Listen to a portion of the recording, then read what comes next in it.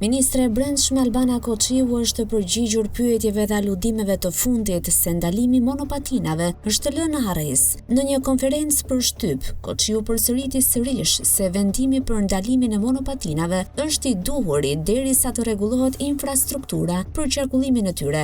Sipas ministres, vlen të theksohet se ky vendim u mor për shkak të shqetësimeve të paraqitura nga qytetarët dhe për sigurinë e tyre. Lidhur me këtë, Koçiu solli në vëmendje raste të shumta të rreziqeve që kanë pësuar kalimtarët, pra jo vetëm përdoruesit të tyre. Vetëm për vitin 2025, ministria theksoi se në spitalin e traumës janë paraqitur 990 raste. Në 12 tetor 2025, Ministria e Brendshme dhe Policia e Shtetit njoftuan ndalimin e përkohshëm të përdorimit të monopatinave elektrike për shkak të rrezikut që mbartin deri në marrjen e masave të duhura.